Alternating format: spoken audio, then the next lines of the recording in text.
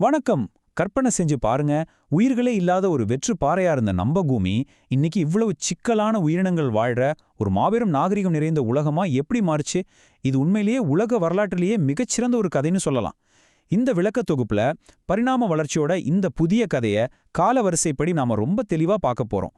பல கோடி வருஷங்களை உள்ளடக்கிய இந்த பிரம்மாண்டமான தகவல் பயணத்தை வாங்க முழுமையா தமிழ்ல தெரிஞ்சுக்கலாம். சரி, ஒரு உயிரற்ற பாறையிலிருந்து தொடர்ச்சியான உயிரியல் மாற்றங்கள் மூலமா நாம எப்படி ஒரு சிக்கலான நாகரிகத்தை அடைஞ்சோம் அப்படிங்கறத இந்த 6 முக்கிய படிகள்ல சுருக்கமா பார்த்துடலாம். முதல் பகுதி, கடலில் உருவான நுண்ணுயிரிகள். நம்ம பயணத்தை ஆழமான கடல்ல இருந்து தொடங்கலாம். இது பல கோடி வருஷங்களோட பிரம்மாண்டத்தை உங்களுக்கு உணர்த்தப் போகுது. இப்போ பல கோடி வருஷங்களோட பொறுமைக்கு இது ஒரு மிகச்சிறந்த உதாரணம். ஆரம்ப காலத்துல கடல்ல உருவான அந்த ஒரு செல் பாக்டீரியாக்களுக்கு உயிர் வாழ ஆக்சிஜன் கூட தேவைப்படல. ஆனா ஆச்சரியம் என்னன்னா, அவைதான் காலப்போக்குல நிலப்பரப்புல எல்லா உயிர்களும் வாழறதுக்கான வளிமண்டலத்தையே உருவாக்குச்சு. இது எப்படி நடந்துச்சுன்னு பாத்தீங்கன்னா, ஒரு சூப்பரான காரண காரியம் இதுல இருக்கு. இந்த நுண்ணிய கடலோர பாக்டீரியாக்கள் சூரிய ஒளியை பயன்படுத்தி தங்களுக்கு தேவையான குளுக்கோஸை உருவாக்கிக்கிச்சு. ஆனா அப்படி செய்யும்போது தற்செயலா காத்துல ஆக்சிஜனை வெளியிட ஆரம்பிச்சுது. அதுவே ஓசோன் படலத்தை உருவாக்கி சூரியனோட புற ஊதா கதிர்வீச்சிலிருந்து பூமியை காப்பாற்றி நிலத்துல உயிர்கள் வாழ பெரிய அளவுல வழிவகுத்துச்சு. இரண்டாம் பகுதி, பேரழிவுகளும் நிலப்பரப்பில் பரிணாம வளர்ச்சியும். உயிரினங்கள் மெதுவா நிலப்பரப்பை நோக்கி நகரத் தொடங்கியப்போ அவை கற்பனையே செஞ்சு பார்க்க முடியாத அளவுக்கு கொடூரமான இயற்கைச் சீற்றங்களை சந்திக்க வேண்டியிருந்தது. இங்க நாம கவனிக்க வேண்டிய ஒரு மிக முக்கியமான புள்ளி இந்த எண்தான் 5. ஆமாங்க, பூமியில உயிரினங்கள் உருவான பிறகு 5 முறை மிகப்பெரிய இயற்கை சீற்றங்கள் ஏற்பட்டு பல இனங்கள் ஒட்டுமொத்தமா அழிஞ்சே போயிருக்கு. பல மில்லியன் வருஷங்களா நடந்த இந்த தொடர் அழிவுகள்ல சுறாமீன்கள் மாதிரி ஒரு சில வலிமையான உயிரினங்கள் மட்டும்தான் தப்பி பிழைச்சிருக்கு. இயற்கையோட இந்த நம்ப முடியாத முரண்பாட்டை கொஞ்சம் கவனிச்சு பாருங்க. தொடர்ந்து வெடிச்ச எரிமலைகளால கடல்ல அமில மழை கொட்டி தீர்த்துட்டு, இதனால தவித்து போன கடல்வாழ் உயிரினங்கள் வேற வழியே இல்லாம கடலை விட்டு நிலப்பகுதிக்கு குடியேற நிர்பந்திக்கப்பட்டுச்சு. அப்படி நிலத்துக்கு வந்த அந்த உயிரினங்கள் நிலத்துல நடக்கிறதுக்காக கால்களையும் வேட்டையாடுறதுக்காக முதுகெலும்பியும் ரொம்ப வேகமா உருவாக்கிக்க வேண்டிய கட்டாயத்துக்குள்ளாச்சு. இதுதான் பரிணாம வளர்ச்சியில நடந்த ஒரு மிகப்பெரிய திருப்புமுனை. மூன்றாம் பகுதி, டைனோசர்கள் மற்றும் பாலூட்டிகளின் வளர்ச்சி. இப்போ நிலத்துல உயிரினங்கள் நிலை பெற்ற பிறகு காத்துல அதிகரிச்ச ஆக்சிஜன் அளவு பூமிக்கு முன் எப்போதும் இல்லாத ஒரு அசுர வளர்ச்சியை கொடுத்தது.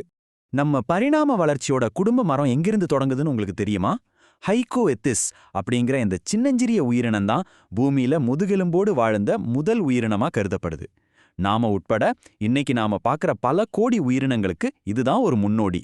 ஆக்சிஜன் அதிகரிச்சதால பிரம்மாண்டமான தாவரங்கள் வளர்ந்துச்சு.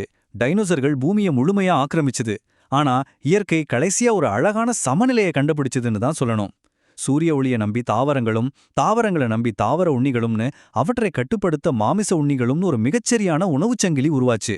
இது மூலமா பாலூட்டிகள் பலவிதமான சூழல்கள்ல ரொம்ப சுதந்திரமா பெருக தொடங்குச்சு. நான்காம் பகுதி, மனித பரிணாமம் மற்றும் உயிர் வாழ்தல். இது நம்மள ஒரு ரொம்பவே தனித்துவமான உயிரினத்திடம் கொண்டு வந்து சேர்க்குது. இயற்கையோட கடுமையில இருந்து தப்பிக்க வெறும் உடல் பலத்தை மட்டும் நம்பாம தன்னோட அறிவு பயன்படுத்த முடிவெடுத்த அந்த உயிரினம்தான் மனிதன். மனிதனோட பரிணாமம் எவ்ளோ சிறப்பானதுன்னு நீங்களே பாருங்க. ஆரம்பகால மனிதர்கள் காட்டு தீயில கரிய மிருகங்களை சாப்பிட தொடங்கி அதுக்கப்புறம் இறைச்சியை தீயில சுட்டு சமைக்க கத்துக்கிட்டாங்க. அடிப்படை செய்கைகள் மூலமா மொழிகளை உருவாக்குனாங்க. தட்பவெப்ப நிலையிலிருந்து தப்பிக்க குகைகள்ல வாழ தொடங்கினாங்க. இதனால அடுத்த பல ஆயிரம் வருஷங்கள்ல இயற்கையாகவே அவங்க உடலை மூடியிருந்த அடர்த்தியான முடிகள் கொஞ்சம் கொஞ்சமா மறைய தொடங்குச்சு. ஐந்தாம் பகுதி, விவசாயம், நாகரிகம் மற்றும் அதிகாரம். மனிதனோட அறிவு வளர வளர அவனோட தினசரி இலக்கு இன்றைய நாளை எப்படி கடப்பது அப்படிங்கிற நிலைமையிலிருந்து மாறி எதிர்காலத்தை எப்படி திட்டமிடுவது அப்படின்னு மாறுச்சு. வேட்டைக்கும் விவசாயத்துக்கும் உள்ள வித்தியாசம் நவீன சமுதாயம் எப்படி பிறந்துச்சு அப்படிங்கிறத நமக்கு தெளிவா புரிய வைக்குது. வேட்டையாடிய இறைச்சி சீக்கிரமே கெட்டு போயிடும்னு மனிதன் உணர்ந்தான். ஆனா சில வகையான பழங்கள், தானியங்களை ரொம்ப காலத்துக்கு சேமிக்க முடியும்னு அவன் கண்டுபிடிச்சான். இந்த சேமிப்பு முறைதான் விவசாயத்தை கண்டுபிடிக்கிறதுக்கும் மனிதர்கள் ஒரே இடத்துல நிரந்தரமா வாழத் தொடங்குறதுக்கும் ஒரு நேரடி காரணமா அமைஞ்சது.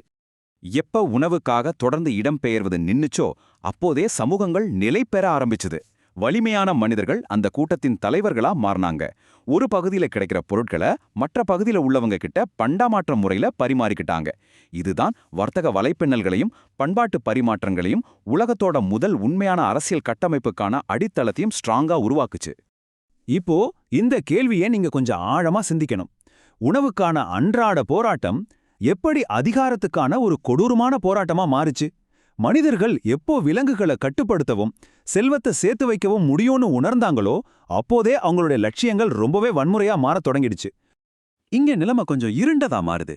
ஒரு காலத்துல விலங்குகள் கிட்ட இருந்து தங்களை பாதுகாத்துக்கவும் வேட்டையாடவும் மனிதன் கண்டுபிடிச்ச ஆயுதங்கள் இப்போ மற்ற மனிதர்களை அடிமைப்படுத்தவும் பிறருடைய நிலங்களை ஆக்கிரமிக்கவும் வளங்களை சுரண்டவும் பயன்படுத்தப்பட்டுச்சு. 6ஆம் பகுதி இயற்கையை அழிக்கும் நவீன மனிதன். அறிவியலோட முன்னேற்றத்தாலையும் புதைப்படிவங்களோட ஆராய்ச்சியாலையும் நாம எங்கிருந்து வந்தோம் அப்படிங்கிற உண்மையான வரலாறு இன்னைக்கு நமக்கு துல்லியமா தெரிஞ்சிருக்கு.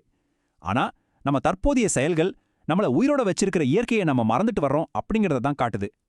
இது எவ்வளோ சோகமான ஒரு முரண்பாடு பாருங்க. காடுகள்ல காட்டு விலங்குகளுக்கு பயந்து தப்பிச்சு ஓடி ஒளிஞ்ச காலம் ஒன்னு இருந்துச்சு. ஆனா இன்னைக்கு மனிதர்களுக்கிட்ட இருந்தே மனிதர்கள் தங்களை பாதுகாத்துக்க வேண்டிய ஒரு கொடூரமான காலகட்டத்துல நாம வாழ்ந்துகிட்டு இருக்கோம். 100 வருஷங்களா பொறுமையா வளர்ந்து நிக்கிற மரங்களை கூட நாம இன்னைக்கு ஈவு இரக்கமே இல்லாம ஒரே நிமிஷத்துல வெட்டி வீழ்த்துறோம்.